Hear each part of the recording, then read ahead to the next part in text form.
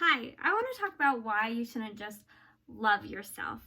You should have compassion, and compassion for yourself.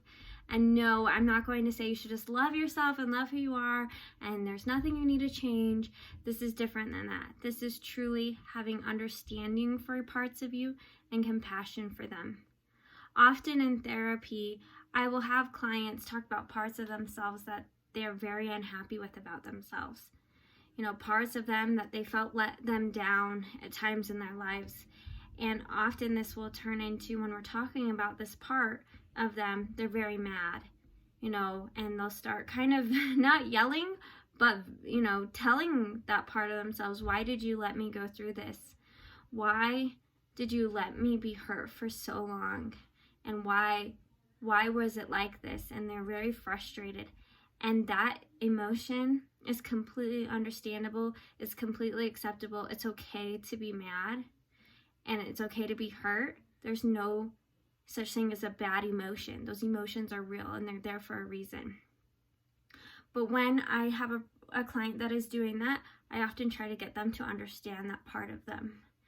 And I say, when you were going through this, can you tell me about yourself? Remember who you were and what you were going through. What struggles were you going through? What emotions were you going through? What fears did you have at that time? And often, this part will say, I was really scared. I was terrified. I was desperate. I didn't know what else to do. I didn't have the knowledge. This part will start saying, I was doing the best that I could. And often I'll have the clients imagine the part and say, what do you see? And often they'll see themselves, a younger version of themselves, someone that looks broken, sad, depressed, head down, body collapsed. And, I'll say they were hurting. And once you understand the part of you that you're mad about was hurting, then we're able to have compassion for ourselves and understand ourselves.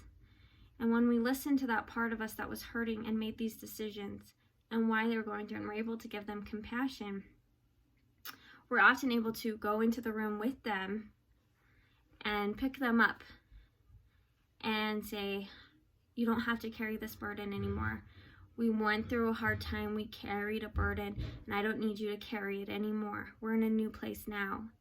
And once that part knows that, and you know that that part has been hurting for so long and you have more understanding for it, then you're able to say, let's move forward. Where would we rather put our energy instead of always being mad at each other? And that makes a really big difference.